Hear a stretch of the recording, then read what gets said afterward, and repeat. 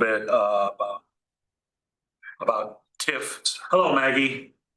Hello there. How are you all tonight? Good. Appreciate you getting on with us tonight. Yeah, no worries. Okay. We have a company who is interested in possibly locating in Peosta. And we're looking to see if we can put any TIF money available to them.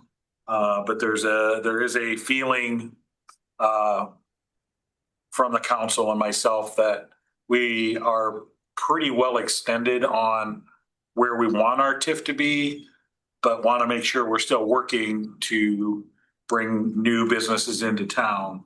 So that's why we've kind of got you on tonight, Maggie, to talk and see if there's a way we can make this work so it's not too much of a hindrance. I don't know if that's the right word, but I know it's been we, for lack of a better term, I'll call it rebating. We rebated all 600 and some $1,000 this past year in TIF money with a limited budget. The budget's going to be as limited again this coming year as the state continues to roll out what they're doing, keeping cities and counties from I think reaching their full potential. So there's, anytime there's finance involved, I think it's prudent that we look at it from every angle, knowing that we want to be committed to long term, but look at how it affects us in the short term. That's my Sounds good. synopsis. Marcy, would you like me to share my screen with those talking points to go through those? Or Yes, does the council have those? I have them pulled up. Oh, perfect. Okay. Then I'm going to just walk through, again, Maggie Berger with Spear Financial. I'm just going to walk through a couple, three talking points. And I've shared this with Marcy over the last couple of days, shared this with the mayor as well. TIF increment or tax increment financing rebate agreements, they are your safest way for a city to be able to, and I'm looking at my other screen here, but to be able for a city to offer incentives related to a TIF and a new development. So what we like to say is the developer has to perform before you have to perform, because I want to remind everybody that rebate agreements are considered standalone obligations. And that means that they are solely based on the idea that there's nothing on this land right now and the developer's going to build something. Well, because there's nothing on that land right now, nobody is getting taxes off of that other than the land itself, right? Like maybe there's a division of the land taxes between city, county, and school districts. But when something builds, that's where you capture that new growth and you rebate back a portion of that new growth. So I want to just state this. If you immediately capture the new growth when it happens, and remember, everybody is our taxes are 18 to 24 months, we'll say, in the rears, because we've got, if something is built as of January 1st, 26, the first time that property will pay property taxes on that new part of the development, maybe that's that building, that structure, would be the fall of 27 and the spring of 28. So there's quite a time difference there in when you're going to actually start to pay that. But if you collect those new TIF rebate, or you collect those new TIF increments, tax increment dollars, those receipts to be able to rebate back to the developer, you're collecting them before your budget has absorbed them, before the county's budget has absorbed them, and before the school district's budget has absorbed them. So nobody will say, and I don't mean this, but nobody's the wiser that development is there and paying taxes, because you're collecting the majority. You're not collecting all of the TIF rebate or the TIF increment, but you're collecting the majority of it to service that obligation. But we want to talk about rebates in a singular format, in a standalone obligation format. So if I go to my next slide, again, TIF is viewed as a tool to assist developers. It's commonly offered, I want to talk about this a little bit, it's commonly offered in higher amounts in the first few years of the development agreement. We typically see cities that are front loading that or making it level, meaning that it's just a straight 50% all the way down. It's a straight 75% all the way down. And that could be because the way that we look at a TIF rebate agreement is any new development. If you're a business owner and you've ever started a new company, started a new development, it's probably those first few years that are the hardest for you to break even or make a profit, right? There's upfront costs like construction. There's, maybe hiring or going through staff if there's individuals coming to work. Those first couple, 3 years can be the toughest.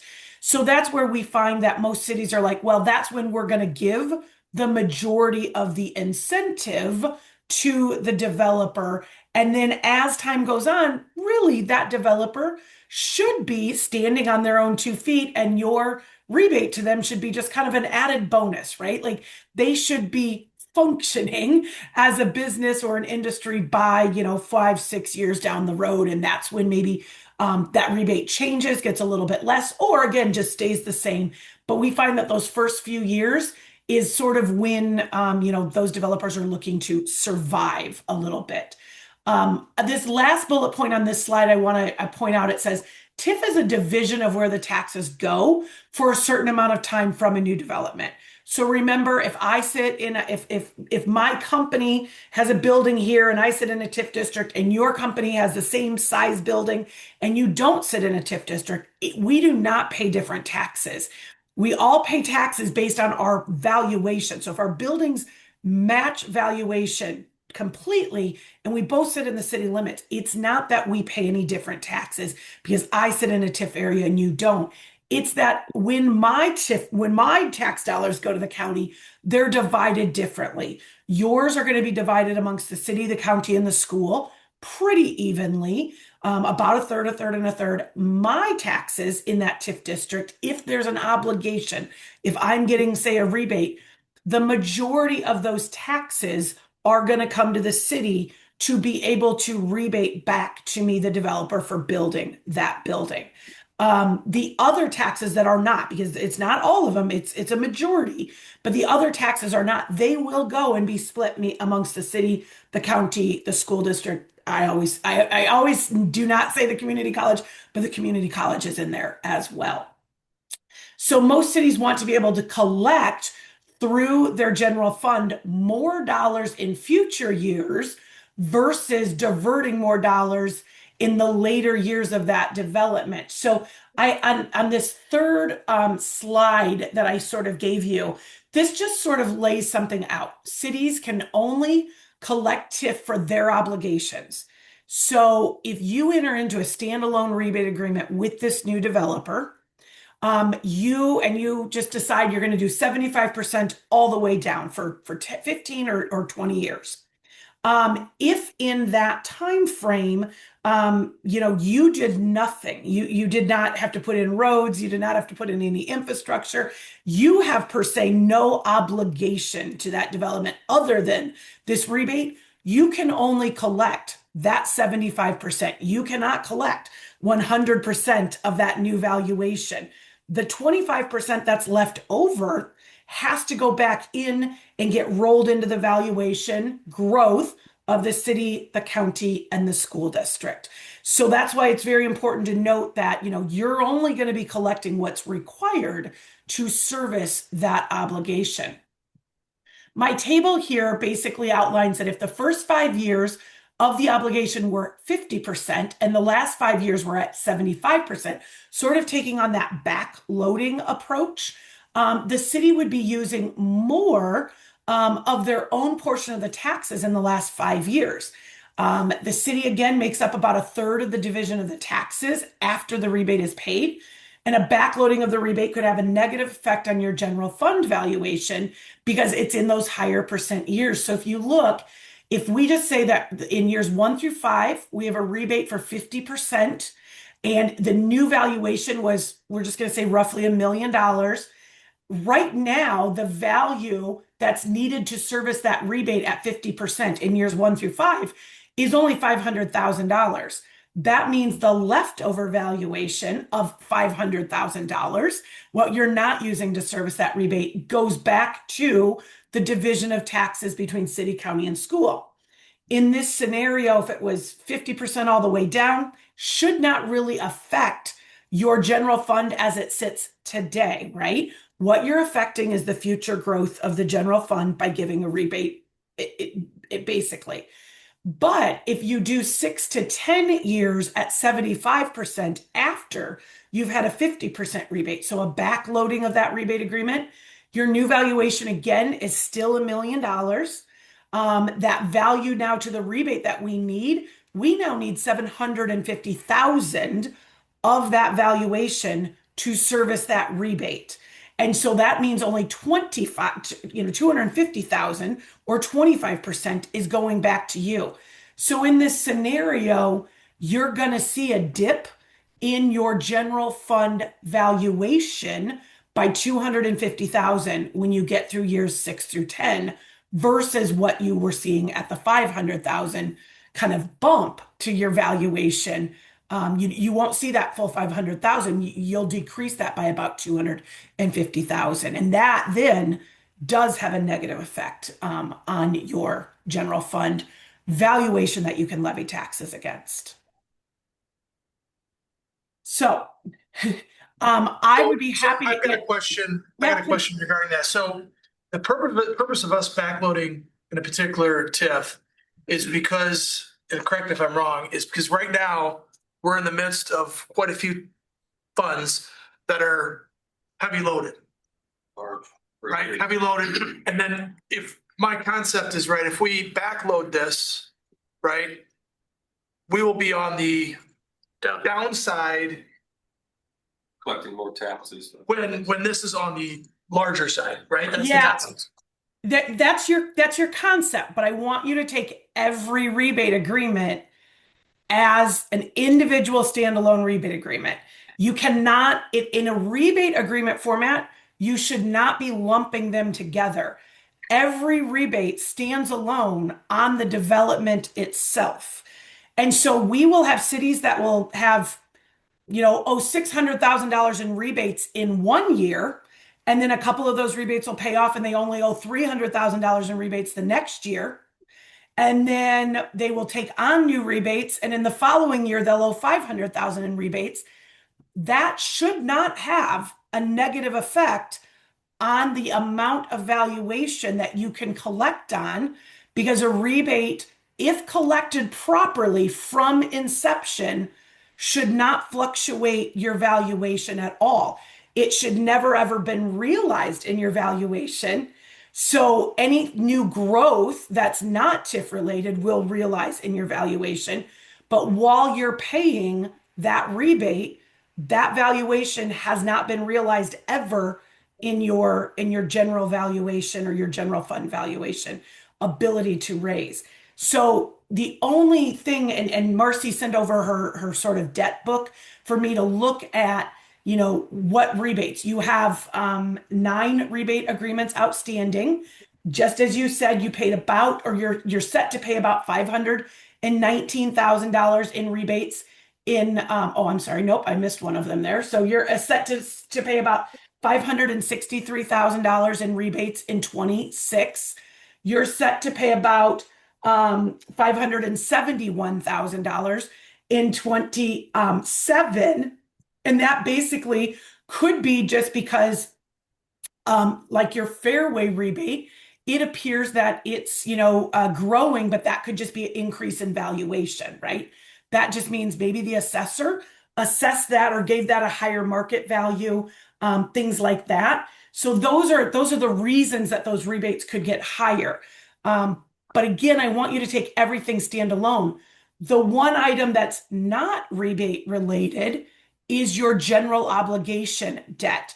And that debt that's being paid with TIF, that is where you want to sort of level that out and not ask for any more than you have to in certain years, because those GO debts likely, and I don't know all the details behind them, but those GO debts were likely to do street improvements that were not maybe tied directly to some new business or some new industry that was growing in valuation. So if we look at those columns K and L on what you're looking at right now, those are your GO debts. I added a column M, which is a calculation of how much you owe. And from fiscal year 27 and beyond, you're right around $640,000. So that's the number you really should be looking at and saying, we're great with that. Like, we don't want that number to really increase. But that number that you're using the GO for, that has no coincidence with rebate agreements, because that is based on just valuation within your TIF area and not tied directly, we'll say, to one parcel for a rebate agreement. That's a whole lot of information, and hopefully I'm not talking around anybody, but I think that it would be detrimental to backload a rebate agreement because it's tied directly to its own development. It's not tied to what everything else that's going on with your TIF rebate agreements. Those will free up eventually. As you pay off a rebate agreement, you will no longer have an obligation to collect, and all of that valuation that was being used will roll back in to be divided amongst the city, the county, and the school district. In my opinion, it doesn't give you any value to backload a rebate agreement. Would it give you value to backload a debt, a GO debt that was going to be paid with TIF revenues? Absolutely. If that GO debt was tied in no way to any new specific industry growing in valuation. If we just said, well, we're going to go out and have to borrow money in 2 years to pay for a street improvement on maybe a commercial corridor, but there's really not any specific growth tied to that. It's just, that's our commercial corridor. It sits in the TIF district. We're going to use TIF. That's where you have to be worried about backloading, because you don't really want to be asking for more receipts than what's available, because when you do that, you would be dipping into the valuation that makes up your general fund. TIF is tied directly to growth.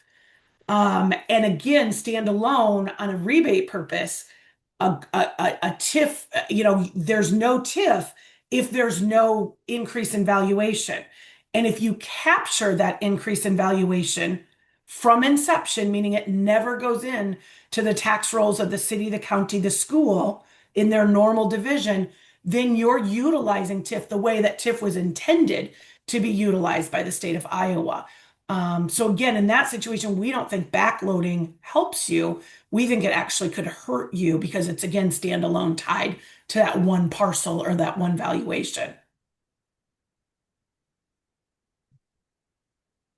Other questions? Maybe Brian Schott, City Council. So how should we even think about TIF capacities? Is there really no capacity limit to what we can do on TIF as long as it's in a TIF district? Because you're saying it never hits the general fund valuation until it's distributed. So yeah. So from what a should the capacity considerations for us be in terms of when we feel like we're at capacity or what we can afford to do? Yeah, again, from a capacity standpoint, so let's talk a little bit about that. You want to make sure that all rebate agreements are written with annual appropriation language. I believe Marcy and I have talked about this. I believe all of your rebate agreements probably have annual appropriations. If they were written by your bonding attorney, which I think they were, they probably all have annual appropriations. So from a capacity of debt, like how much debt could the city of Peosta have outstanding at any given time?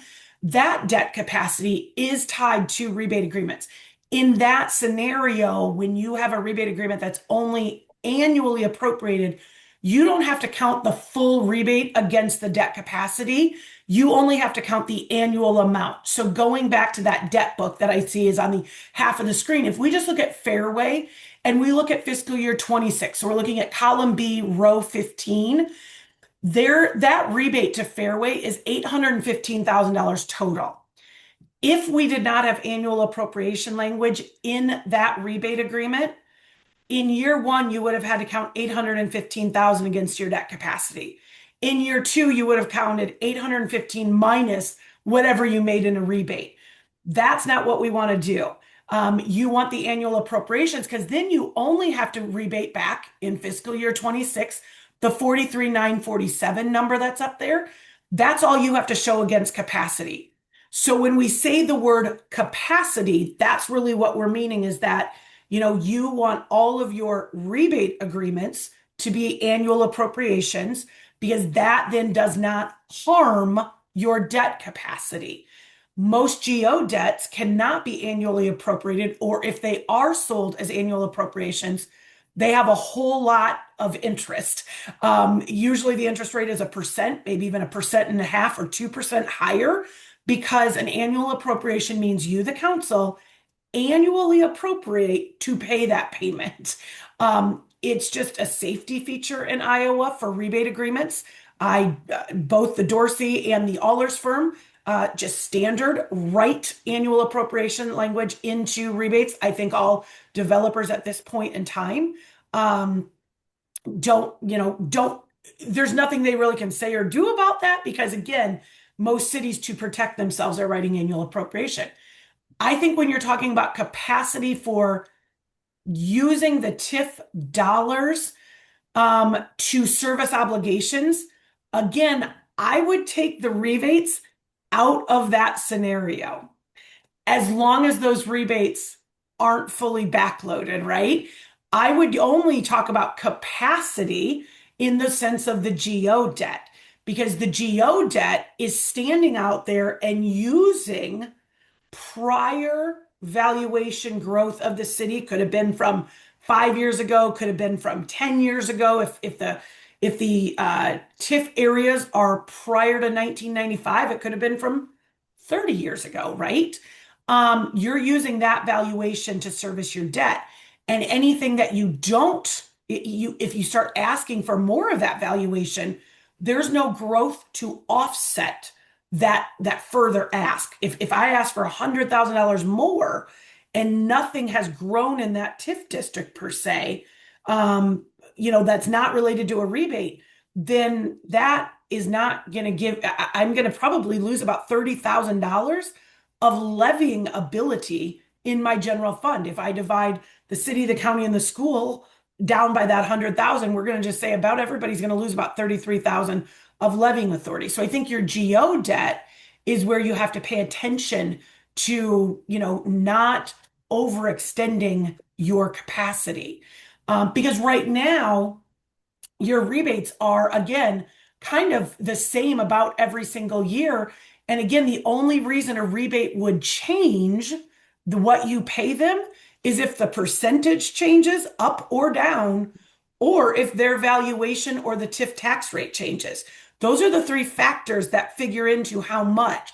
And if the TIF tax rate changes, that doesn't have an effect on your general fund. If their valuation changes and you capture it in that year that it changes, that doesn't have an effect on your general fund. If something was valued at $1 million and all of a sudden the next year it's valued at $1.1 million, you've never collected on that 100,000. So you would be able to collect it without a negative effect to your general fund valuation. I don't know if that answered your question or not. I think it did.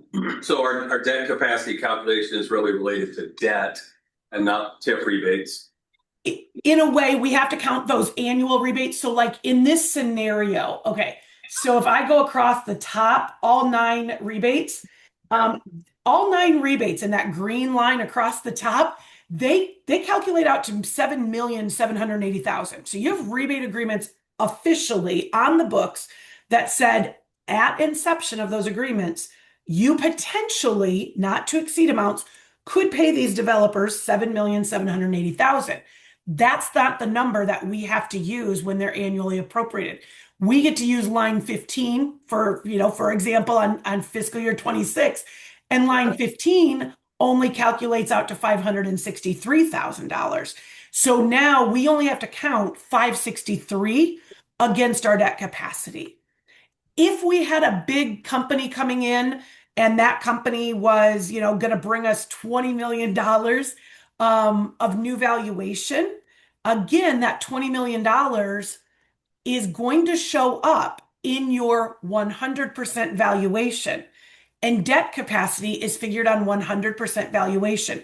So you will raise your debt capacity even if we had to take on, let's say, $300,000 a year rebates, because that's tied to, what they're paying in new taxes on 20 million.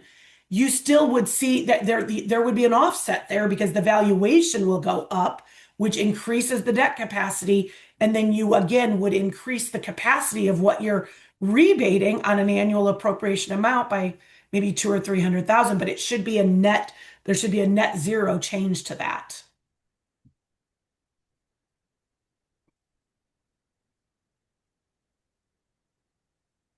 Maggie, is it entirely within our ability as a city, as a council to set maximum, and that's the maximum total rebated over the life of the agreement? So it could be satisfied in 15-year agreement, it could be satisfied in 10 if the Absolutely. income exceeds what it was estimated at when it was Correct. built.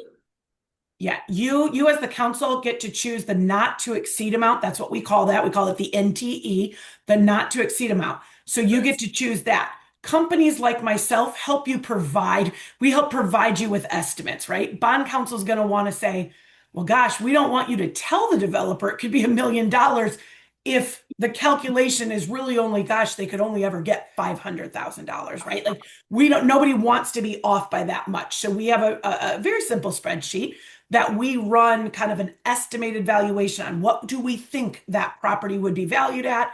So you get to choose the not to exceed amount. You get to choose the number of years on the rebate. Commercial and industrial can go up to 20 years. A lot of cities have limited that to 10 and maybe even 12 or 15 years. Again, with the idea that you should be helping the developer, but the developer should be standing on their own 2 feet in 15 years. And we know that they're building something and that they're, putting in, maybe maybe it's tied indirectly, let's say, because they're going to bring on 13 new employees, and that's very important for your city. But you get to choose the not to exceed, you get to choose the number of years, and you get to choose the percentage or the term. Most commonly, and I had mentioned this to the mayor and Marcy, most commonly, many cities are using somewhere between that 50 and 75% range. That typically is what we're seeing. I also remind you that a developer may say, well, it's going to cost me, 700, it's going to cost me $2 million to build this building. If that building has equipment in it, remember their construction costs with equipment might be $2 million, but the valuation that the assessor is going to assign is only probably going to be that building and its fair market value compared to other buildings in and around your county at that same size, structure, material type, etc. Machinery and equipment in Iowa is not valued. So, when I talk about a $20 million facility, that $20 million facility in a city that we work with, it cost them $75 million to build that facility. It's only got a valuation of 20 million because it's truly just the building that's being valued and what, the square footage, the type of building, what it potentially could, be used for in the future if it wasn't used for that industry. But so you are getting to choose, again, not to exceed the life, the maturity, and that percentage. Most cities, 50 to 75. We have a fair amount of cities that start at 100, and they'll say 100 for the first 2 years, 90 for the next 2 years, 80 for the next 2 years, and they'll go down incrementally, again, with the idea that those first years are the most crucial to that business, and that rebate to them it could be very important dollars to their bottom line. Maggie, you say that you have some people that start the first two years maybe at 100%. Correct. But you also said that the first 18 to 24 months, they're virtually not paying any taxes because of the construction. Yeah. Year one in a rebate agreement is not the date you sign it. Year one in a rebate agreement is when they would first pay their taxes. So year one, to me, is 18 to 24 months down the road, right? Year one to you might be, hey, well, we signed the rebate agreement, but that's not year one in a rebate agreement. Year one is the fiscal year in which they would start paying taxes, that you would collect those taxes and rebate them back. So when I say a 17 or a 15, let's just say when I say a 15-year rebate, likely from the time you sign it, if all goes exactly according to plan, to the time you end that rebate, it could be 17, 18 years because of you signing the rebate with them building it, it hitting the valuation at a certain time period, and then them paying taxes for the first time. If you take a look at the spreadsheet that I made, so this shows you what the date was that the rebate agreement was signed. So this one was June of 21, but we didn't make a first payment until FY 24. Got it. Correct. And then the blue line down here indicates the year that it was originally supposed to be paid off. A lot of them are paying off in the same amount of time.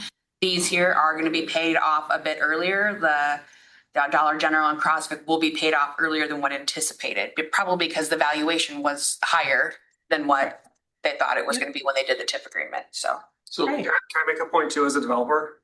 Is that fine? Sure. You know, I think one thing you also have to consider as a council is we pay property taxes in perpetuity. My building's gonna pay taxes forever. So if you can get a building to build earlier, you're money ahead. Sure. You know, if my building never got built, you would be collecting $200 a year in taxes. Right. And if I didn't build the building, it'd probably still be vacant. Very well could be, because there's a lot of open lots out there still. So as you consider TIF agreements with businesses, I think you have to think about how fast can you get to the end of the TIF agreement, because then you collect 100% of their taxes. We collect 100% of the city's portion of. 3% of 34. That's right. Right. Forever. And I think Forever. the big conversation was this, the difference between backloading a TIF agreement Yeah. versus front loading a TIF Yeah. agreement. For Right. a specific purpose. It's interesting. Yes. I didn't want to thought of Maggie, those. I have two more questions, Maggie. One is, like, in your experience, what are the factors we should be considering that would lead us to a longer agreement, 15 to 20 years, versus something shorter? My first question. So that's a really good question. Lots of councils like to refer to precedents, what's been done in the past. It is hard to tell a new developer, and this is up to you guys, really. If your council is ready to kind of say, well, we're really going to approach this from a different perspective, or we're really going to focus in, maybe have a TIF committee or something like that. There's this idea of precedents. Have you given 15-year rebates in the past? When you talk about those 15-year rebates, did they bring certain things to your city that you needed? Did it bring a Fairway store? Did it bring, a coffee shop? Did it bring this other development area that has multiple businesses in it?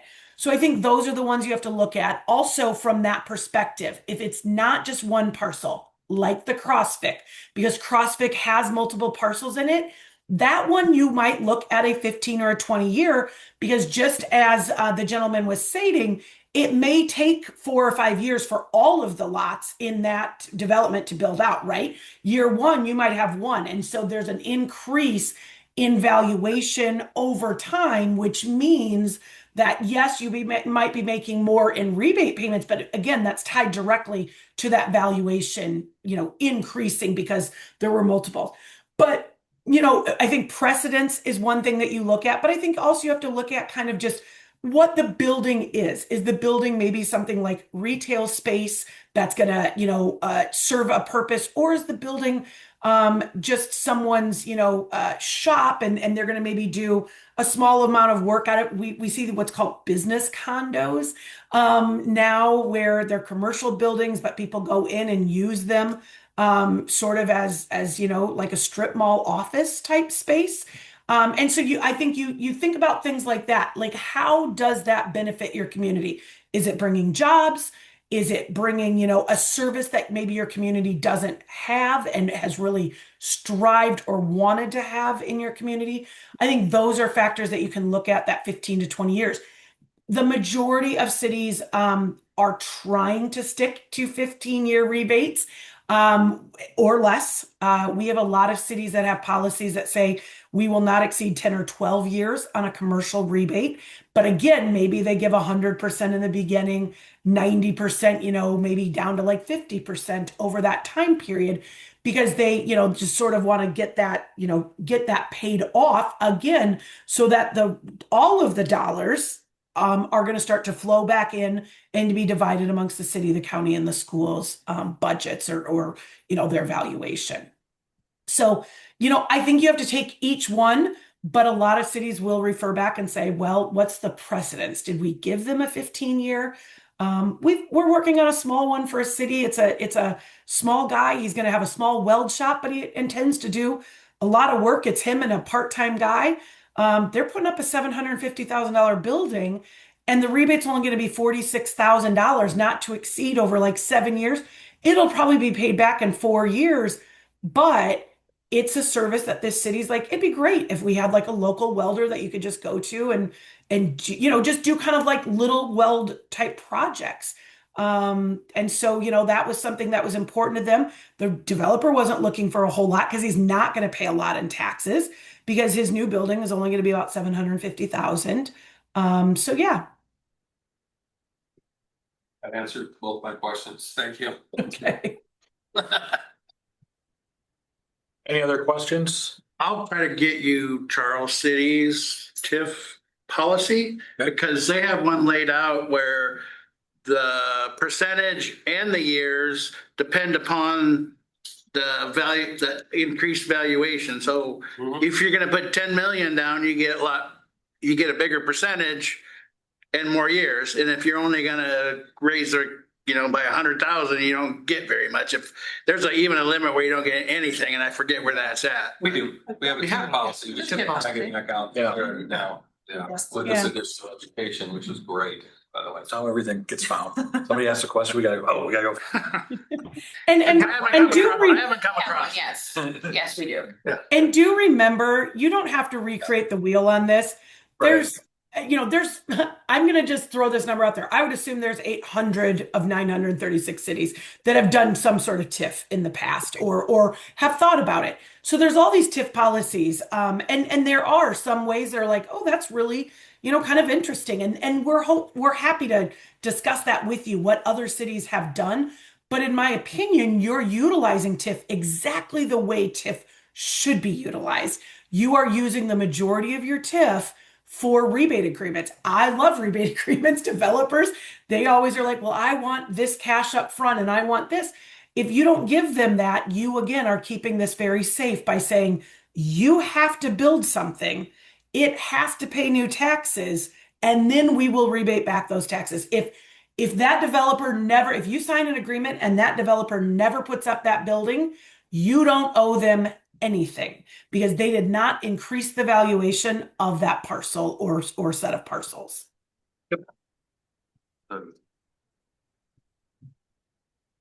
Anything else for Maggie? No, she's on kind of a schedule. So I think that'll do it for us, Maggie. Appreciate it. Thank you all very much. Let me know if we can run any other examples for you, okay? I'm sure we will. Thank you. Bye-bye. God bless you. God bless you. Excuse me, better to show off here. More showing off. At this time, I guess, I think the recommendation for Maggie was not backloading a TIF agreement. Yeah, I think And I feel comfortable, I understand that now. feel more comfortable doing it. I understand it. And I think that she doesn't feel like we are at capacity of TIF or anything like that to work, right? I mean, That Doesn't was seem like it. Yeah. We felt like we were. a lot of us were concerned. We were in a very good spot. We're right. So if you're not giving 100%, it's value that you didn't have You're yesterday. getting some, You do 75, you're getting 25. It's in 2%. the places I've worked, we've never done 100% because when you have a constituent complaining about giving TIF, then you can say, well, we didn't have, like for his example, you had $400 last year and now you have, and so you got, if you're not giving 100%, you're getting an increase to valuation to your general fund just because they exist. Well, in reality, you can't actually get to 100% anyway, because there's certain things that are exempt Yeah. that make it closer to like 90 to 93, somewhere in there. So State of Iowa can only grow by 3.4% at this point. That's stuck in my crop. Can you tell? No, I don't know. maybe two. It's going down to 2 next I know you got a new dog and needed 3.4%. I don't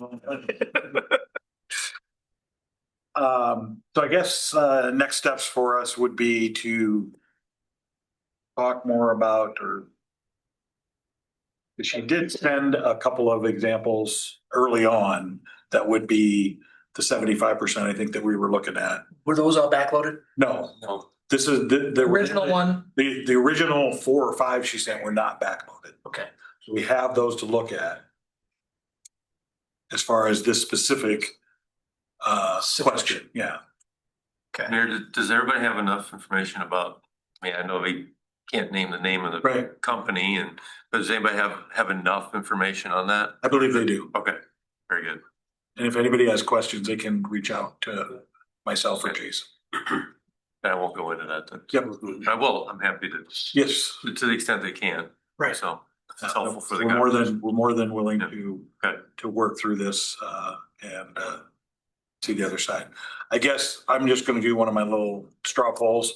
As far as knowing this situation, knowing what we just heard, what's the overall feeling from council? It's not locking anybody into anything, but as far as potentially offering this company TIF, A, you're for it, B, you're against it, A, I'm 50% for it. I just, And I wanna, was there an ask, and was if I remember, it was the ask 75%? So going back to the conversation we had, say, look at it, is there a way, given that the company is looking at several different communities Yep, right now? A, is Peosta interested in having this company here? And specifically on a site that they're looking at in the industrial parks? And B, interested in making a competitive offer as a public-private partnership to assist this company to locate in the city of Peosta. So we talked about, back to what Maggie talked about with precedent, not married to these numbers, but we talked about potentially 15 years, 75%. Doesn't need to be that, but that's a number that, those are some factors that were talked about. And obviously it's a negotiation too. I mean, you guys control the variables and what that looks like. I am interested in Okay. working with them. okay. Ben, I'm interested, 50-50 though. I'm not a lover of the TIFs. yep, I'm pretty much for it, I think. Yeah. I think there's certainly maybe some negotiation that needs to happen. yeah, oh, absolutely. This is very early onset. We need to look at the numbers and, Right. you know, what are we gonna offer? What are they gonna counter with? Brian, I think I know your answer. I'm for it. I'm thinking of a shorter Sure. term than even potentially 15 or 20, for sure, shorter than 20. My logic on that is a lot of the ones we gave 20-year agreement, they were the first business of that kind that came in. This isn't like that, and this is going into a relatively stable district. But I understand the business will potentially add jobs. So you build a building, you expand a business, you add another 50% employment, to the base, is kind of what they're talking about. That's all going to be in the first couple of years, or the business wouldn't be motivated to build. So I like, now that I understand this, Yeah, I had it a little backwards about We all back and loaded. I like heavier at the front, and I like a graduated schedule that comes down, and maybe it's 10 to 12 years for this kind of an agreement, but it's not the first kind of one of its kind correct. that's coming in. It is a business we want to work with. They are a successful business. Correct. They have options. Established. We'd love to have them in the city of Peosta. So I'm comfortable with the 75 model, being heavier loaded at the front. And, she gave us a 75 and a 50 over like 15 years. Comfortable with that model. I could be argued into the 75 the whole time. As long as it doesn't strap our ability to do TIF agreements with other things, which I think I understand now it doesn't.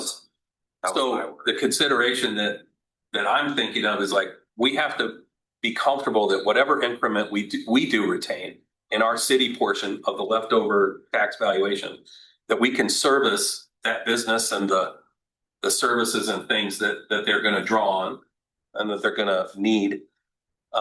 When I think about Cap Drive, that falls into that category of relatively stable valuation now, but that whole thing, that whole infrastructure needs to get replaced. So that's gonna be a debt kind of situation. We're not getting new increment.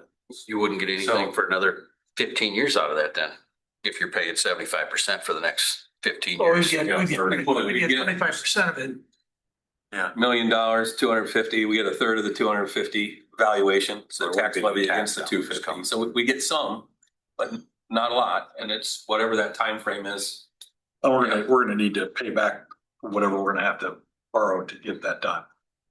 Or however we finance redoing. We're gonna have to finance, yes. So having more capacity by having more businesses is going to help. Over the time. Over the time. Debt. Yeah, when we're done with cap, it's not gonna be like in 15 years, it's gonna need to be done again. Yep. It's gonna be 40 years, it needs to be done again, hopefully, Yep. 40 or 50.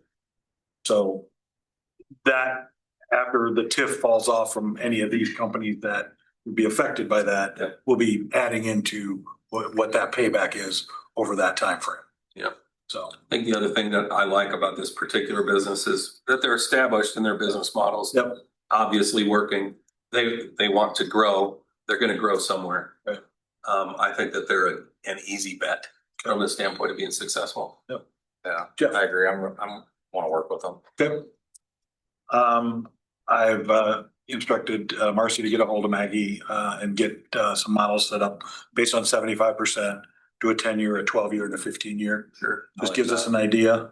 And recommendations on maximum, I'm still not clear on The not to exceed. how they come up with a not to exceed Should recommendation. be able to do With the that. valuation of the property, are we looking at, the valuation is gonna be 2 million, or, I mean, that We was don't kind of know the- yet, There, I think. Is I, that- I think we can share the estimate to build, right? Yeah, we ran well, actually, I shared earlier back in September 29th. And that had run some different scenarios based on a $2 million valued building with a taxable value of 1.7, which is what the TIF was based off. That's the increment. That's not Projected. That's the value of which the income is based calculated. And then I can share this. A couple of you have shared this already. I think the two of you have shared, but because I shared it with you and you copied Brian, but and there's a lot of, I'm not sure how deep you want to get into this, but I think you're right.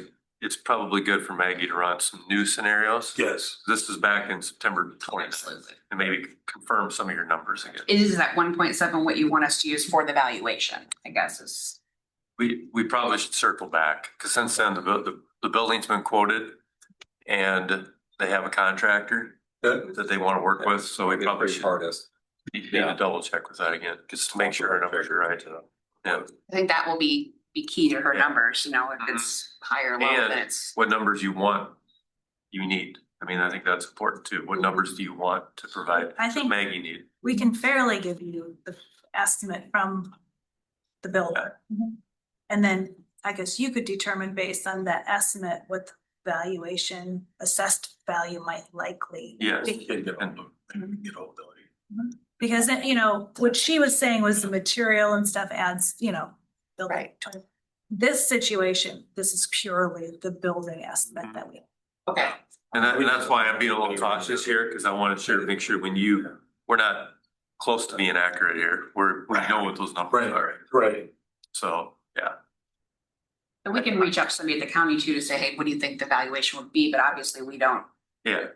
I think they help in that, so. Yeah. Yeah, So- Maggie's really good and experienced at figuring out what the assessed value is based upon an estimate like that too. So I can get that updated. I could say, okay, as of today, based on the changes you've made, what are you giving them as a number to build this? And you gave us a square footage of the building He did, size, so yeah. that'll. 22,500 or between that, and maybe a little bit more now. I don't know. That's why I've not seen the latest version of that. Maybe you have. I'd like to see that and then provide it to you guys. So, Sure. That'll get us some good numbers to work with and Yeah, move forward, then we can sit down again and talk. right. Okay, Okay. fair enough. It's good. All right. Appreciate your time on this. Thank Thank you. you. I'm sorry. The only person that's gonna listen to me is when I tell them they can leave. The only way I get anybody to listen. Thanks, guys. See you guys. Why didn't that? Next up, we'll keep moving here. It's not. Agenda for the meeting, next Tuesday, 10th. I've already changed it and added some things as well, but nothing major. Ray called. We need to reassign him to the fire board. Oh. Do that last year and we only do it for a year. Do you know if there's any reason why we can't assign him more than 1 year? I don't know. Is there anything that says we can't?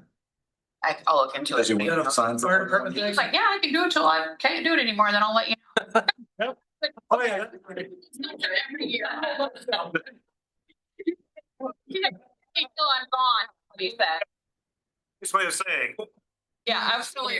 Because we didn't renew it. He expired December 2023, which is, Can we rephrase that? yes. He did not expire. He did not expire. So he was worried about that. He was. The other stuff too. Of But course he was. yes, so I will look into it to see if there's any reason that anyone has that they don't want him to be our guy for the next 5 years. We should probably look at like where they've previously 3-year terms or something like that. We should probably, I mean, it's, to me, it's a better practice to have a term Yeah. in case for some reason you ever wanted to make a replacement. If you just open ended, now you've encumbered yourself with a different kind of process. Jack's a great guy. I'm not, that's Yeah, not, seems like it was like every year there was a resolution that. I don't think we need to do an annual one. We could give him a multi-year or 3 or 4 years. Yeah, so I added that. Until he decides he's not at any. You may not decide. He may not, right? But that's okay. That's probably, unless we want, do you want somebody else in there? John. Put me on the fire, whatever. And I'll have to update that 5 resolution. That resolution's changed a little bit. The other item, taking Ray, down in administration is we will have a resolution setting a public hearing for vacating. We've talked about before about the property that he owns next to his, where his house is. Over by Tennis Lane and. Yeah. Waste of. And Yeah, McKean. and then there's more property that is ours that are somehow Back alleyway. is getting, back alleyway, getting vacated. And then, Tom McAndrews actually has a street through his yard that nobody knows about. Yeah. And Go so straight. vacating that street and just making it part of his property. And that becomes taxable property. Yeah. Them, right? Yeah. With one. Yeah, So we reserve ease. So it's just kind of cleaning some things up. But we've talked about this for the city. Yeah. 2.5 years now. Yeah. So we're gonna, Today I put the rest of the documents out there. Can you see those documents, Brian? Because it was after I sent you the notification. Can you see those if you pull up the March 10th? I'd have to pull up. I do know. Which documents? So if you go to the March 10th meeting, because I sent you an invitation on that I one. think so because I was glancing at them earlier today. Okay. W proposal docs? No. What are you looking for? They, On the agenda, you have to go out of the meeting that you're in now into the March 10th meeting. I shared those other two with you. You can always be previewing what's coming up. Yeah, so it's a preview. So I decided, why don't I share them now? Then you can look at it there, Absolutely. but it's also here. I like that. Yeah, so you can Yeah. share, but I added more documents today and added more things. I just wasn't sure if I had to reshare. Yeah, that document's out there and you have a couple comments on it. And I also added the other alley and vacation documents. Like there was a map and a couple other See things. one. So, Yeah, this would be a place, like, this is the kind of thing where the public feedback is, we don't understand what you're talking about. You know, so I don't know if there's a way to put in there, like, in the agenda, you know, the property is roughly over in this area or something, so people understand. check whatever you, What we're- yeah, whatever we I don't want. know what to suggest, but when you say vacation and whatever, it's like, people don't know what we're talking about. I just copied and pasted the title of the resolution, so yeah, we can yeah, put more. and I think that ended talked about though is adding some description. Yeah. Yeah, even the Yep. document says track B, track D, track E, you've got to really dig in and then know where these property owners that are being referenced, where they are to even know what you're talking about. Yes. Just a Over comment. Yeah, I haven't put any other comments really, just here and there. I put some in. That would be, and that could be in the public comments, like these are Yeah. the properties over off Dennis Lane, there's, you know, Yes. historical ghost roads and alleys that we're not gonna build on. But yeah, you can see them, Marcy. Yep. Okay, That's your good. question. Okay, good. So any questions then on the rest of the agenda for the 10th? Do you feel any issues with any of these liquor license? I don't, none. We've been having influx of I was gonna say that earlier, of fake IDs, but they're doing a great job. These establishments are doing a great job calling us and gathering that fakes, and then we charge individuals. A couple of them were just like change of ownership, so I don't think. Yeah. So I didn't know if But I no, needed to, no but I issue. thought for the sake of just putting them out there, just put them on the consent agenda and get That's them fine. We approved. just want to Um, make sure we don't have Yeah, no, habitual violators. No. happen. no, they're actually doing a good job of. Steve's Ace has work. They sell wine. Wine. They sell wine. bottle, and they're like little, there's different types of, different classes of liquor license. There's just, they can't consume it there, but they sell bottles of Kind of like little retail. boutique area. Yep. And Chief, maybe there's a question for you, but Casey's ownership changes on there. I thought they were all corporate owned stores. Are they a franchise model or something? They're franchised as far as. Are they? Yeah. Okay. Then there's a background check on that. And one of those individuals says there's a criminal background thing that we can't drill into that document. So I don't know if, Right. is that important to So, us? so, On one of the other ones, not on the case So one. On the Casey's one. okay, one so of the there's five another one I'm lists. familiar with also that had that, and I looked into it Okay. and not the Casey's one, another one that's on there. And I looked into it and Can you look They're into this prior. one? I can look into it. See if it's relevant Yeah. to our. I'll have to get with I you didn't on that. notice the one on the Casey's. I noticed the one, the other one There's was another out one there. on another business that I don't want to name, but Right. everything's good on it, just. Yeah. Yeah. We haven't had any issues with that store or that place. Look into it. I'll It let was you know. more just that somebody, Mhm. had a violation. I so mean, it's out that there. You can- information's there probably for our due diligence, so we should It at is. least understand what it is. Yep. Get it? It's really strange the way the ownership information reads. There's like 5 individuals named and they have 0%. Then Casey's General, whatever, has 100%. Right. So they must be operators. So with that being said, that people, say there's a charge or something against somebody with Casey's, that could be the person from Des Moines even. It could be as simple as an We have no idea where OWI. they live. Yeah, it just depends, if that owner got an OWI or something worse, something less offense. I mean, it's something to look into, and see, but that's what it comes down to. You can reach out to the alcohol division too and Yeah, I mean, provide more You can information look on into that. I'll look into Tell it. us if You can look at the relevant. violation, but I can check on the Yes. ownership part. Thank you. I had never had that happen. I When was you like, fill out the liquor permit, it asks for the ownership part. I guess for us, I always just do me because whatever, but there's 100% where I could list myself, Vicky, and have multiple quote unquote owners, but we're The not. responsible persons, Correct. maybe. Correct. Casey's is the Correct. owner. Correct. Right. So. Okay. That's all I saw there, but. March 24th. so just a reminder, we'll have that second meeting, that special meeting. I didn't put that agenda on there. It's just the levy public hearing. And that's At 5:45. 5:45 So we'll open that. Put a reminder out On the there. 24th, right? on the 24th. I'll Two remind. meetings in a row. Put a reminder out there. You're getting one right. You're getting one right now. Okay. Russ, you can tell me, but I'm gonna walk out the door and forget. Tell you what, Right? I've already. tell you what, Zoning it. tell you what. I'll send an email. I'll put a reminder on my calendar And an appointment to our calendars. so that you remember. If I need to text, let me know. Otherwise, I will just email. That's where you're gonna get a run for your money. I like to do. Mayor Pro Tem. Yeah, there you go. Sounds good. I'll hand it over. I knew you would. Yeah. I knew you would. Happy to do this. So on the 24th, to the consent agendas, because we're not detailing out yet. Public hearing. and- Public hearing of the vacating that we just talked about. Yeah, oh, well, I didn't do that for you. Oh, okay. Resolution approving the plat we just discussed. The public hearing, resolution to set the public hearing for the budget. Resolution awarding Kelly Oaks parking lot and Cox Springs Trail Phase 2 project bid. So, it'll be done. And then amending the fees. Have you told everyone about that? You guys all done? Sent an email out about this. ACH, yeah. Talked about it. It was on our last Talked about agenda. it. And the documents in so- now for the. Yeah, so it'll add the Today's permit discussion. fee for the laying hens, and it will also add the increased fees for ACH and credit card payments. then we can stop talking about ends. I don't know if anybody noticed, Blaine's had chick days last week. You could buy your chickens. The other day I got an email from Menards that chicken coops on sale for $2.49. It's like, stop. You guys want to have a couple more meetings about it, let's just go. Now my phone is gonna with chickens for the next Chickens 2 and- days. Chickens and coops, chickens and coops. People will be running around checking their covenants. Yep, checking the covenants. Or people bitching about what about? I'll talk to the developer. All right, so no other questions on 24th? Department heads, you have the floor. Stacy, you're closest to me. All right, I'm gonna start with no, that has nothing to do with my update. I may or may not have double booked myself and have a meeting at 7:30. Nice.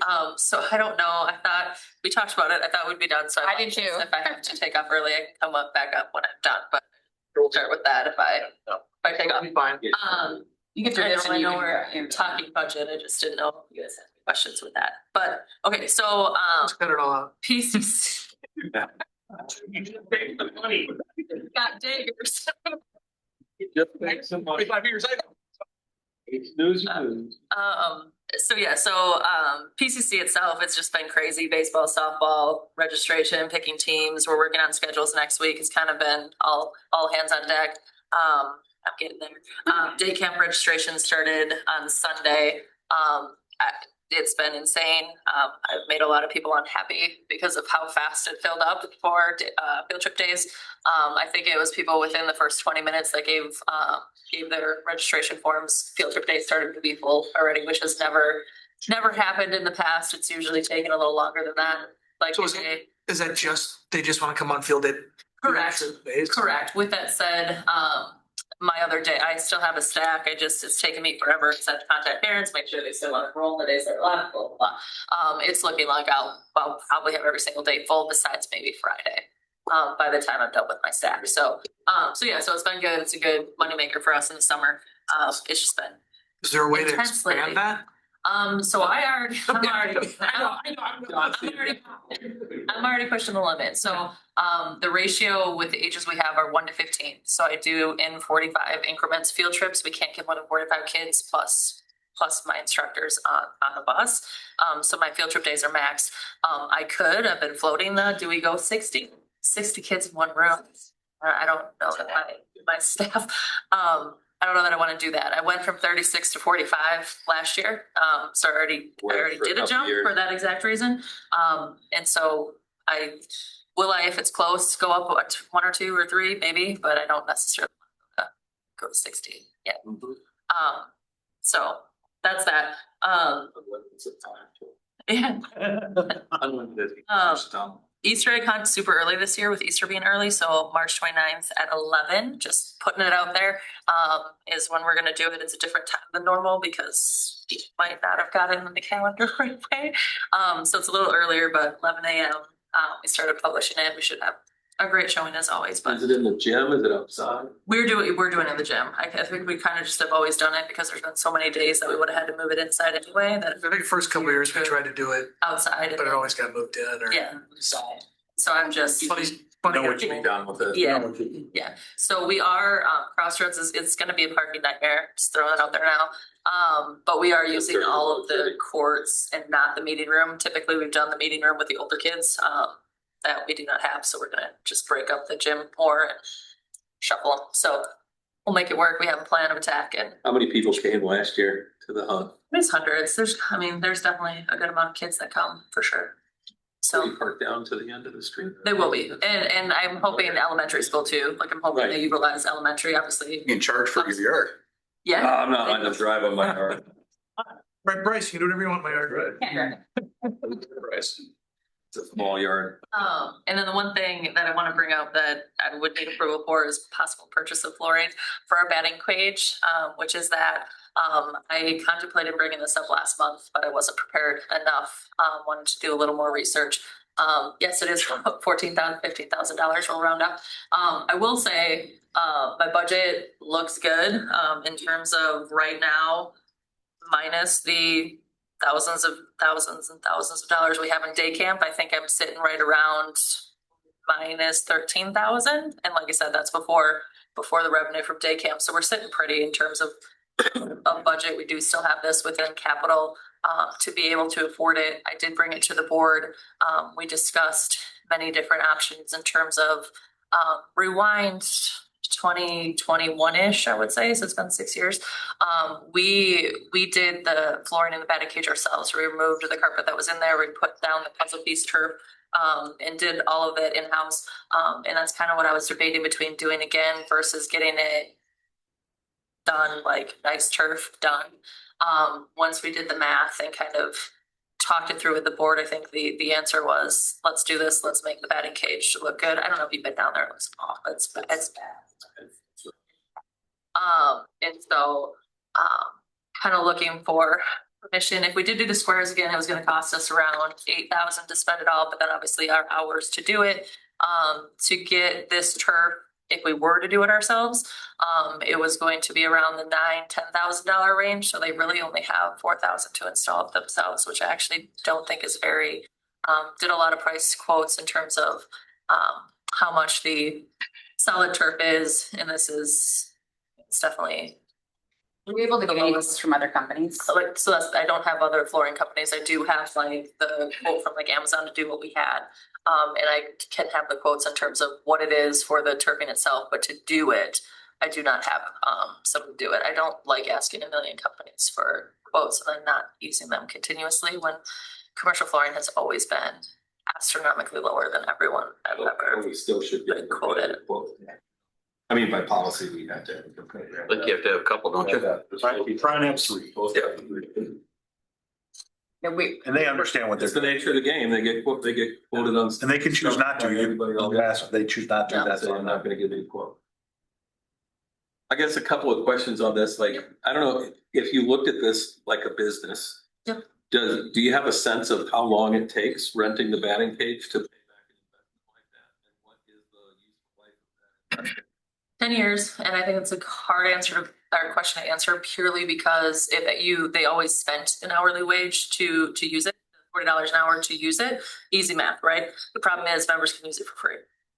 And so there's no like. So it's only non-members when we collect Correct. anything. Correct. And so, do we have a lot of teams using it? Absolutely. Do we have a lot of teams paying $40 an hour to use it? Yes. Do we have a lot of members using it? Absolutely. So I mean, So at this based on the time, non-members, I'd be curious, like, as far as is return on it a investment. payback within the useful life of the turf? Has the board talked about raising the non-user fee? I mean, we talk about raising fees all the time, and we do. Like we're on a I don't know, increments, no different than memberships. We raise every other year. We have the same thing for gym rent. We have the same thing for tournament rental. We have the same thing for meeting room rent. We have the same thing for Right. birthday parties. We have our schedules that we looked at all the prices and do so accordingly. So Just want to make sure we should be maximizing Yeah. the top dollar we can get Absolutely. for Yeah. people who are not paying If it's membership fees. And it's hard to charge a lot of money And- when and- the facilities. Gentleman that emailed you, by the way, move forward with everything and it's paid for membership and it's paid for whatever. That was a quick move on his part, I think. Yeah. Yeah, and I'm not surprised, but that also says to me there isn't a lot of space available. Yeah, So the value to what we have, are we maximizing that? There's That's only, you're only. $40 doesn't sound like a lot. Yeah. I'd say, where is there an alternative for that? NICC just did theirs. Delaney has stuff. The mall has stuff. Like, I mean, they definitely go different places to do baseball stuff. He's But yeah, probably using it for their teams. during season, yeah, I've heard a lot of people that have been going over there before the season started. Really? I didn't know that until. They charge. Yeah, I do a market didn't comparison, sell- see didn't what sell everybody's at charging. $40 an hour. It's how much. Didn't sell In there. $40 an hour. I don't think we're gonna have a problem with it. I just think we'd like to see a couple bids, a couple more. Not here with all the teams coming into the area, and then they're gonna wanna come in and stage, so. I think it's a great idea. It is. If it needs it, It's a do new it. shape. It's a bad. I Get a couple of looks, but yeah, if it needs, it needs to be done. I'll have some by Tuesday. Okay, So, I think that's That's pretty, thank you. that it. I'm done. All right, see ya. Sure. Get out of here. Have we gone? Get out of here. Sorry. It's just you two are gonna be kept. We double will in. cut your budget by 10. Well, it's good because I don't have much for you. Well, you're gonna stay here anyway. That's right. So you want me to go? Yeah, go ahead. Okay. So, Kobe's doing great. He's in a 10, 12, week FTO program right now. he has really stepped up. He's doing very, very good for not, just being in jail, not being on the road. He's doing fantastic. The one thing you guys will see is we have. Station in the jail. Being in jail. Yeah. So the one thing you're going to see is, his arrest. Oh, There is 9 arrests for the month of February and 15 charges. A lot of them had to do with underage drinking, with fake IDs. You'll see that. And that, just don't be alarmed like, holy crap, what is going on? That's what that is. And they constitute as an arrest. So just so you guys know. So other than that, I got nothing for Are you. you doing a sting on IDs and stuff? We did not, no. So we have establishments in town that are fantastic to us. They work with us. They actually, a lot of kids have fake IDs. They bring them to the establishments. They look at them. They know they're fakes. They hold on to them for us. And then we show up at their door saying, hey, we have you on camera using them. And they get charged for it. How do they know they're fakes? How did they know? There's certain things to look at in an ID. I could go over that with you or whatever. Sometimes we want to see it, but yeah, there's certain things you look at. Get trained. Yeah, Fakes with their photo or fakes with? they're actually their photos, and a lot of it. Basically, the only information that has changed is their date of birth is what they change, and their driver's license number. Otherwise, everything else is the same. So if we'll look at it and be like, oh, that person, and especially if they drive up in a car, like their license plates come back to the same address that's on the fake. Right. And we'll run the name and it's the same information. So It scans too, don't they? they do. Yeah, they do. The fakes are really good, but they are very good. Seen a couple. They are. The fakes are good anymore. But the staff does a great job knowing what to look for in the fakes. So I got to commend the staff at the establishments. They do a good job with it. Nice. Yeah. Other than that, I got nothing for you. And if you guys are okay with it, I need to go too. I have a sick kid and I have to take him to the hospital. So. Oh, yeah. Oh, okay. Yeah. Oh, your budget's getting bigger now. I know, right? It's like I'm staying. Standing. Willing to stand? Get paid. We got a lift station and drive done yet. Plenty of them. We What just do you- start at the top of the list and work our way down. Number 9. I just want to start off by saying a couple things. We are noticing some dumping taking place up at the Yardway site. Few out of towners, I believe, is where it's all coming from. I can't say for sure, but I know one in particular the other day that we did bust. Technically, the site does not open until April 1. If anybody asks, April 1. It's been that way for 3 years now, I believe. So. I'll have to check that out. Yeah. Gate up? Isn't there a gate there or a snow pinch you usually put up? No, we've talked about that. No gates, but I'll just put it in front of the gate. for the most part, it's, yeah, and that's the problem we'd run into, who's gonna manage the gate and such, but for the most part, the people in town are very good. They will call. So that's how I believe it is out of towners that have been abusing it now that the site's been cleaned up, the wood has been chipped and hauled away. So that's just one thing. April 1st, if anybody asks, April 1st on the concession stands will be opening. I know that's a question that gets asked every year. April 1st on that, we will re-energize everything up there and get that started on. Had a meeting on a pre-construction meeting on the Kelly Oak Pavilion the other day. Sounds like things are going to start up, get rolling here about April 1st on that as well, with the block layer being the first contractor on the site. Yeah. So April's going to. When you open the restrooms down at the fire station. So I kind of play that by day to day, depending on weather. Seeing what the weather's gonna be like this weekend, I'm gonna try to get that opened up by Friday. Yeah, down there at the fire station. So, cause I'm sure with some 60-degree weather coming in, there's gonna be some use down there. And, which great to see it getting used. But yeah, back on the pre-construction meeting. That being said, April 1st is when they're anticipating coming in, the block layer starting. With that, they asked that I would reach out to McCall and to the directional drillers. We try to get power to the site. So I reached out to Vulcans to see once if in the next couple of weeks he could get something drilled across the street for the utilities, power, water, sewer. He's made mention that with considering that the weather, cooperates with us, that he can probably make that happen. So hopefully we can get in and out of there before with those utilities before the block layer moves in. Where do the utilities come from? Across the street over at that subdivision? Yeah, east.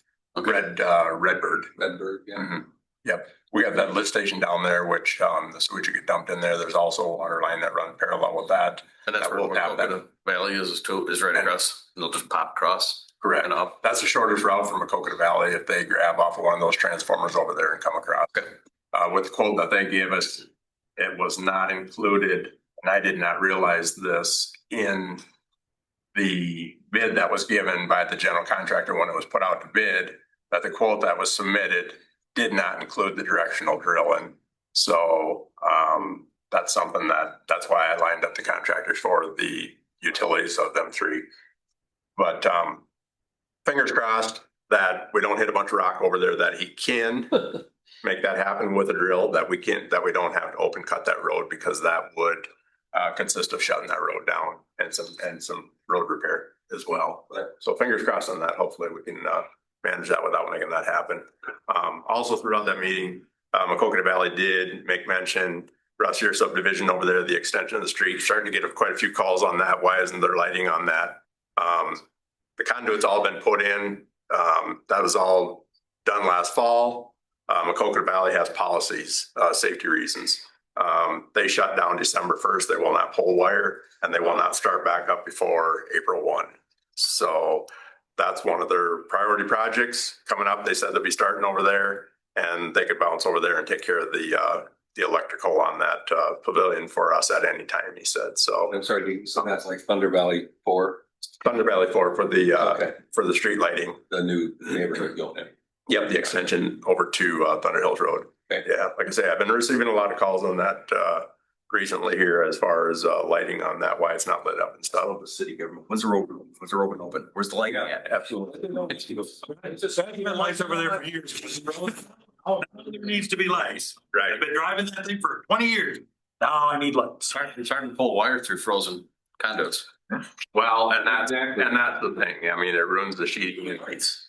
Yeah. It's hard to pull. You can't pull them through there. No, and that's the reason for Macocata Valley policy. That, and they don't want them frozen conduits and such coming back and knocking teeth out, whatever it may be, so, yeah. We're not putting lights there. Other than that, I believe that's all I got. Just want to make mention on them dates. April 1st. Like I say, first, A lot going on. with You want to talk weather. about the position? Connor? Absolutely. Yeah. Yeah, for sure. For sure. Yeah, so we do have am I allowed to make mention of the name? Yes, I think so. Yep. Hunter Dalton that does currently is currently an employee for us part-time. Questioned me as far as whether we would consider him full-time, 40 hours through the months of November through May during his off season. And then like 4 hours a day for the season of his mowing business. So I felt it was. We kind of talked about it at the last work session. I did have one question on that though. So with the ACH regulations, the Affordable Care Act, I did some math. If in the contract, we have down for him to work 40 for that other 6 months. If he was to only work 40 hours that 6 months and only work 20 hours a week for that other 6 months, he would come in under the regulated 30 hours a week that you have to work for the Affordable Care Act. Correct. And we looked into that. So it's not Without gonna calling- affect anything? Well, so we looked into that and without having to contact legal counsel, Dean and I talked about it. There's the snow removal unknown. So he may end up being over that 30 hours. At 32 hours is what our policy states that we have to pay full-time benefits. And so we are proposing paying him full-time benefits. And that's where I'm wondering, do we want to put it Full-time back? benefits at a pro rate.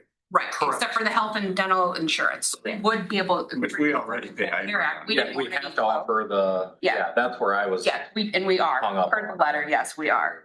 So the vacation would be prorated. Right, The so. hours he works. Yeah, so what we Sick did is, pay. it was kind of hard to say how exactly without getting legal counsel involved and figuring out how to prorate because we don't have a history. So we can say this is what think we're gonna have him working, but it could be different based on snow removal. So until we get through a full year, it's hard to prorate. So I went based on the It's gonna be handbook. hard to prorate regardless. Yeah, I mean, so- as far as. so the sick time is- Take into consideration Right. what winters may. Exactly. So what we kind of talked about is we're gonna go with what the employee handbook states based on sick time, which means you have to work 32 hours per week in order to earn sick time. So in the winter months, he would earn 8 hours of sick time those days. In the rest of the year, he would not. And then with regards to holiday pay, we talked about what this was just me and Dean. So this is throwing this out there for you guys. So what we talked about was if he's scheduled to work July 4th for 4 hours and it's a holiday, we're going to pay him 4 hours, what he would have worked. If he's scheduled to work Christmas Day for 12 hours, he's going to get paid an 8-hour holiday just like everybody else does. So Maxes out at 8. yeah, Right. this is a day. Correct. So he's going to be basically getting the amount of holiday pay during that time. We thought just give him one of those personal days right away. So that way he has a day to use if something would come up. And then Dean and I kind of talked about it, like how do we really prorate vacation? And so Dean kind of thought, well, we just do 50% of the vacation that he would earn. He would earn it November 1 when he goes more into the full-time season. So he'd get 2.5 days. And I'm still a little bit undecided on that yet, because, if he starts, if we do, make this agreement, if he starts, let's say May 1st, going throughout the summer as just 4-hour days, I would be tempted to lean toward even, May 1st of 27, before we offer any vacation, I guess. I don't know, I'm kind of undecided on that, but that's kind of the direction I'm. Putting it into an employment contract, even though it's not maybe exactly what it's based in the handbook, I feel like as long as the council is on. So we would offer him a full-time medical benefit. We would also offer him the dental insurance. I think he's probably under 26, so he's on his parents' policy now. And then roughly the life insurance, I'm guesstimating between $25 and $30 a month. That would what that would cost I guess us. my worry is not having somebody else look it over and we're having them sign a contract where what obligations are we locking ourselves into that aren't actually up to par with what our handbook is versus what we're having them sign. I think we need to have somebody cross the T's and dot the I's on before we sign any contract with anybody, especially when it comes to an employment of a full-time employee with these kind of odd arrangements. Thank you. Took the words out of my I mouth. think of the related to the health benefits, if I remember right, that whole Affordable Care Act look back cycles, like every quarter you look back a year and you go like this, like this. So it might be that half the year he qualifies for health insurance, half the year he doesn't. And it's kind of like in arrears. That's something we should ask somebody to calculate for us. I can reach out to Holly. Because I think It's a rolling calendar year. Yeah, it's a quarter look back. So like last quarter, you didn't hit the 32 threshold. Then you're working in a current quarter. The next quarter, you do qualify based on last quarter. It was a nightmare. Yeah, it goes over a rolling count. Yeah, just like. I'm more than happy to reach out to Holly Corkery. Yeah. As far as the vacation piece, I know that just like we just recently hired a police officer. This is how long he's been here. Here's how much the handbook says. It's all try to try. Right, but we gave him more vacation than what he should have had for. So. But the healthcare is something This that he was won't negotiated, admit that yes. he doesn't want yet until he's 26. His goal is he would like to operate his lawn mowing season another 2 years until he needs to carry the health insurance himself, and then he would like to become a full-time employee is what he's. But whatever we put in there, he's eligible to elect it. Correct. And we may or may not have the expense based on what he chooses. Correct. Yeah. I'd like to work something out. I just want to make sure. I will reach out to Holly, at the attorney's office. I'll reach out to Holly. She's the HR specialist there. Yeah.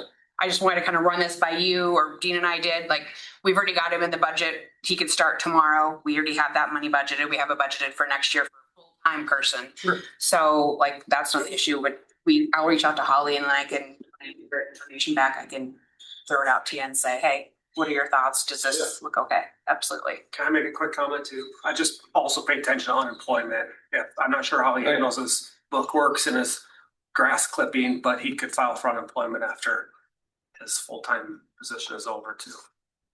Oh, because he works part-time the other part of the year. Reduced hours. Yeah.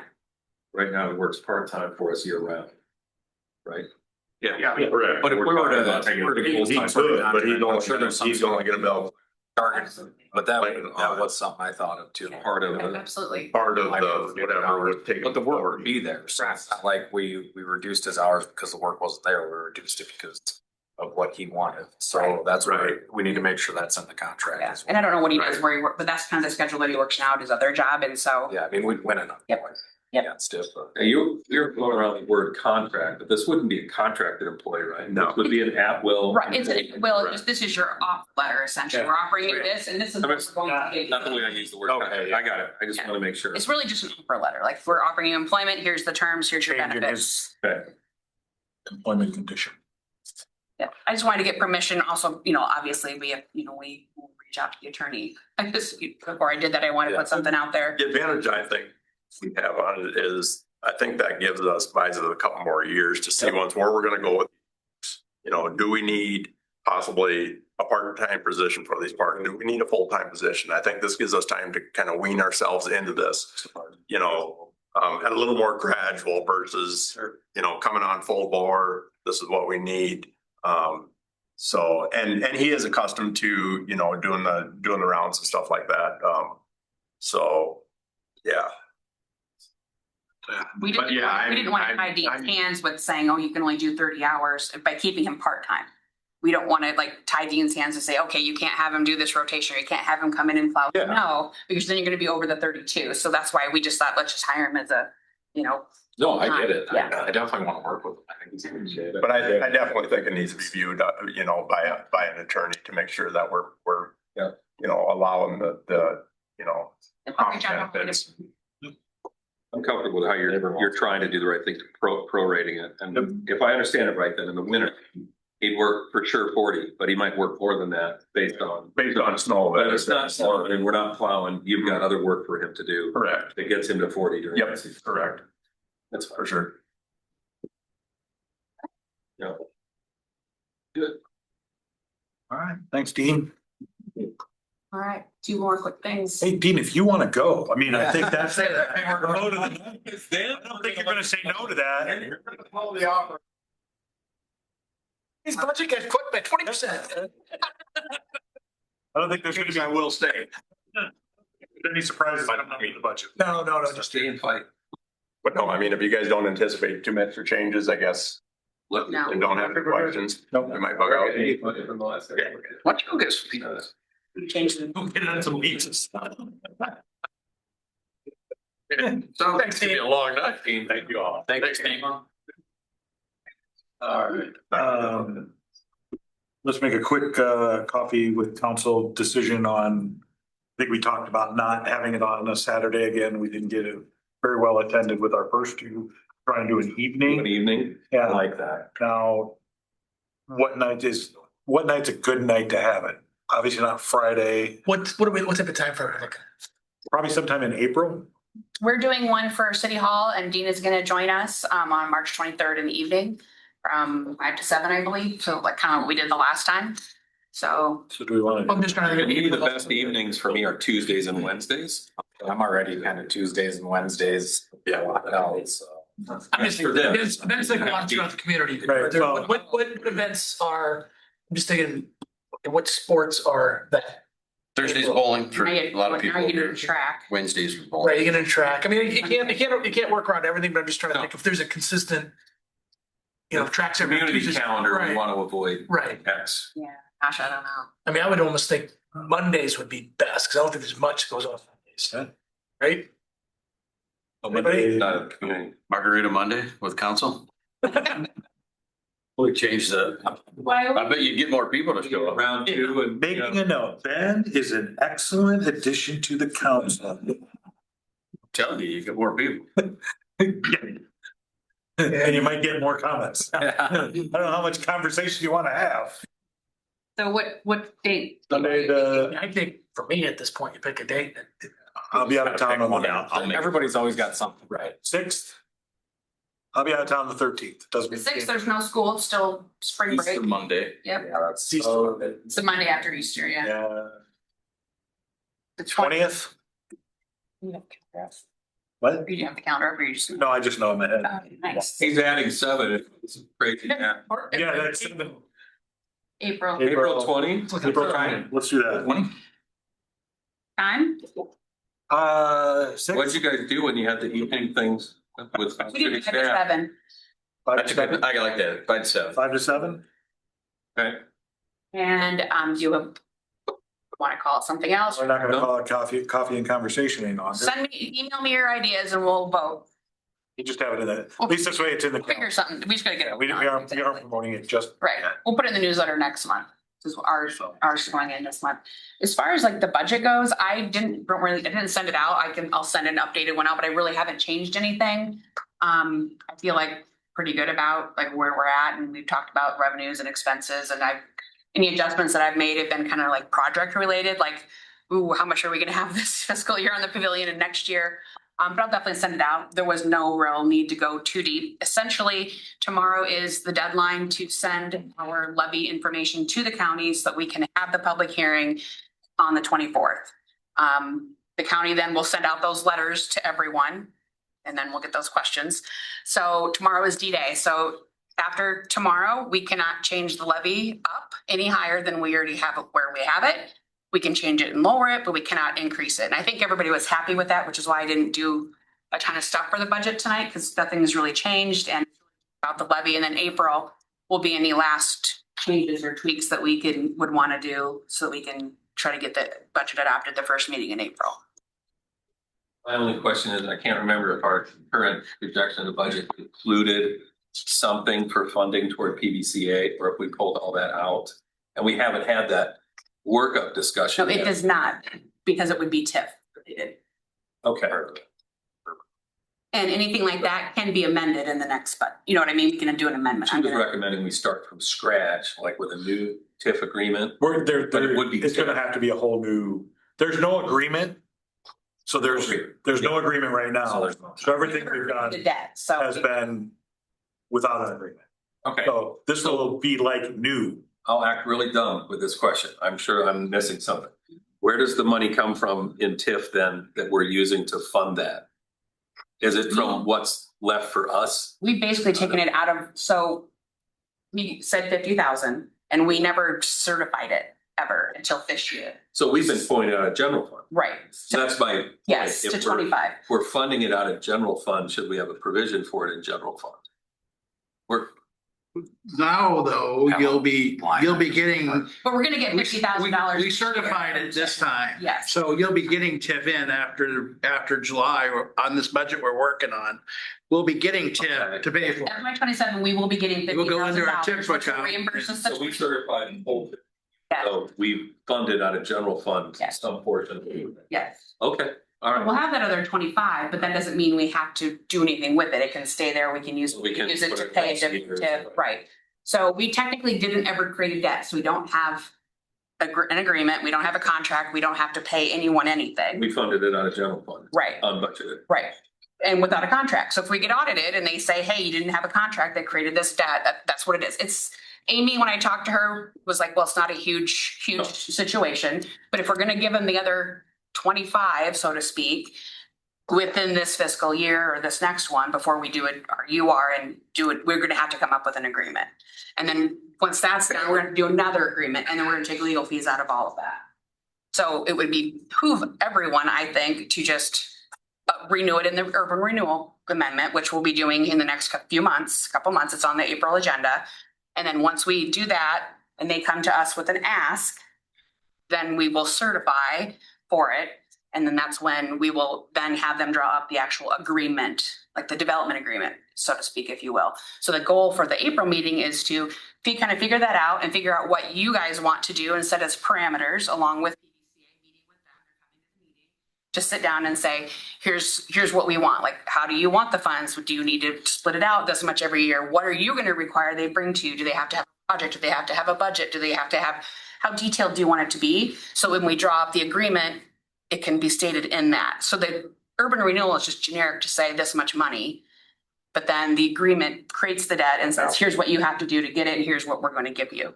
But kind of coming to, ultimately you decide, but they're going to come so that way we're having that communication. Does that make sense? Yep. Okay. So any other discussion on the budget here as far as the levy rate is? So we're gonna present the levy rate that we saw last time. Yep. Yeah. It's not gonna go up. It's like .0 something is what it was going up, but it was basically keeping it the same. Fraction of a cent. Yeah, because we felt that the additional revenue that we generated from this evaluation was like a 260. 250 grand more. Something. So we didn't feel a need to raise the levy anymore. Gotcha. So we're really not. Was fitting underneath that, Yes. so. Yeah, that felt. Yep, And that, so today's just the important day because that has to be. gotcha. So you can lower it or tomorrow, you just can't increase it. The state won't revise revenue estimates past this point. Correct. They're all set, so the valuation is what it is. Yeah, so it Yes. really shouldn't. We had to wait for that. Yeah, that's. Only thing I that mean, pretty changes much- is if we change our expense side of the budget, which I don't think we're gonna. All right. And I'll send out an updated one too. I'm gonna start working on an amendment for this year's as well. Then I'll entertain a motion to close this part of the meeting. We don't really need to make a motion. We can just close it since it's. Since the work set. All right. Then we. Have the action items on. But our net. Well, close the motion to go into closed session. Oh, before we go into closed session. Yeah, there's a. I feel. So I'm going to just end this